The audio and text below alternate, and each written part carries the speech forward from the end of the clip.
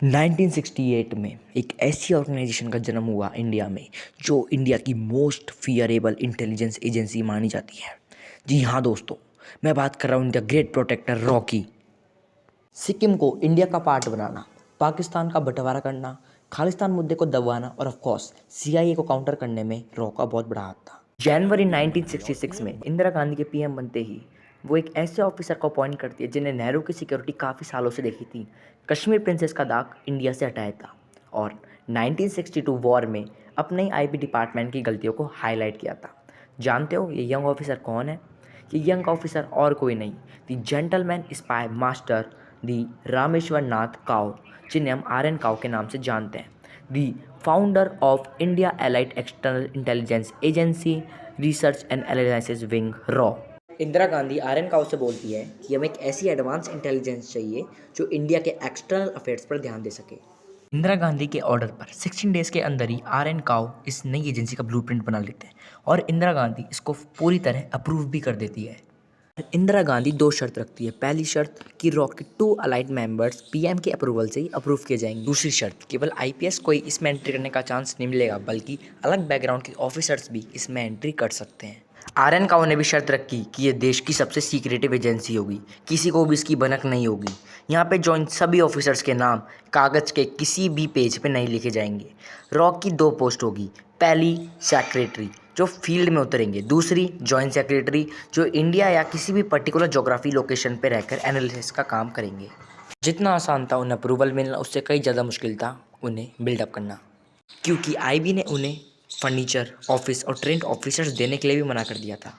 आखिर रॉ ने पीएमओ में कैसे न कैसे बात करके केवल 250 मेंबर से अपनी ऑर्गेनाइजेशन की शुरुआत की। आर एन काव ने दिल्ली में बसंत विहार के अंदर बंद पड़े थिएटर को ही अपना ऑफिस बना लिया। हमारे सोल्जर्स को हर एक एलिट इंटेलिजेंस से ट्रेनिंग दिलवाई गई। Israel, USSR, UK, even America तक से, वो भी एक दूसरे को बिना बताए। हमारे ऑफिसर्स पूरी तरीके से तैयार हो गए थे। जी हाँ दोस्तों, 1970 तक हमारे एक्सटर्नल इंटेलिजेंस ऑफिसर्स पूरी तरीके से रेडी हो चुके थे। उन्हें पीएम एडवाइजर से दुनिया के अलग अलग देशों में इंडियन एम्बेसी डाइवर्स जैसे इलेक्ट्रिशियन जैसी ब्लू कॉर्नर जॉब की वैकेंसी के लिए बोला, जिससे इस बहाने वो अलग अलग कंट्रीज़ में डिप्लॉय कर सकेंगे। पाकिस्तान ने ऑपरेशन सर्चलाइट शुरू कर दिया, जिसमें उनने ईस्ट पाकिस्तान के बंगाली स्पीकिंग लोगों को मारना शुरू कर दिया। इन रेस्पॉन्स को सभी लोग इंडिया आना शुरू हो गए। दरअसल रॉ को ये बात पहले ही पता चल गई थी, इसलिए उन्हें इंदिरा गांधी को पहले ही बोल दिया था कि उन्हें यूएसएसआर से एक फ्रेंडशिप ट्रीटी साइन करके रखनी है। ईस्ट पाकिस्तान से आए बंगाली स्पीकिंग लोगों को इन्हें मिलिट्री ट्रेनिंग देना शुरू कर दिया। पहले से ही सुंदरबन में रॉ ने इनके लिए कैंप खोल रखे थे और इन्हीं सिविलियन लोगों को मुक्ति बहिनी नाम दिया गया। अमेरिका के शिप्स इंडिया पे लड़ने के लिए आ रहे थे, क्योंकि हमने उनके अलाइड कंट्री पाकिस्तान पे हमला कर दिया था।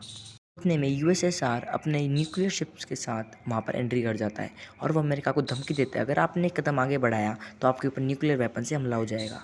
इंडिया ने बिना किसी थ्रेट के ईस्ट पाकिस्तान पे हमला कर दिया और जो उन्हें मुक्ति बाहिनी बनाई थी उसने इंडियन आर्मी के साथ मिलकर आगे बढ़कर एक साथ हमला किया और उन्हें सक्सेसफुली पाकिस्तान के 1 लाख सोल्जर को सरेंडर करवा दिया। इसी तरह 1971 में रॉ ने और इंडियन आर्मी ने मिलकर बांग्लादेश को पाकिस्तान के चंगुल से आज़ाद करवा दिया। 18 में 1974 में इंडिया एक न्यूक्लियर स्टेट बन गया था। ये हुआ 1974 के ऑपरेशन स्माइलिंग बुड्ढा के तहत। रॉ ने सबसे पहले सीआई की सैटेलाइट को स्टडी किया और उनके ब्लाइंड स्टॉप टाइम का पता लगाया कि कितने समय में वे सैटेलाइट हम पे नज़र नहीं रखती, और इसी ब्लाइंड स्टॉप गैप में हम न्यूक्लियर फैसिलिटी को तैयार करेंगे। अभी भी एक देश था जो इंडिया के लिए बहुत बड़ा खतरा बन सकता था, और ये देश कोई नहीं बल्कि सिक्किम था, क्योंकि चाइना और पाकिस्तान सिक्किम पर कंट्रोल करना चाहते थे और वो सिक्किम पे कंट्रोल करके इंडिया के नॉर्थ ईस्ट पार्ट को इंडिया से अलग करना चाहते थे। सिक्किम को इंडिया का पार्ट बनाने के लिए रॉ ने एक काबिल ऑफिसर को अपॉइंट किया। इनने काजी जैसे लोगों को आइडेंटिफाई किया जो डेमोक्रेसी लाना चाहते थे और उन्हें फंड प्रोवाइड करवाना शुरू कर दिया। आपको यकीन नहीं होगा, जब सिक्किम में रेफरेंडम हुआ, जब 97.55% लोगों ने इंडिया से जुड़ने का फैसला किया। क्या आप जानना चाहेंगे कि ये यंग रॉ ऑफिसर कौन है? ये और कोई नहीं, हमारे आज के एनएसजी अजीत डोवाल है, जिनका ये पहला मिशन सक्सेसफुल हुआ। So thanks for watching.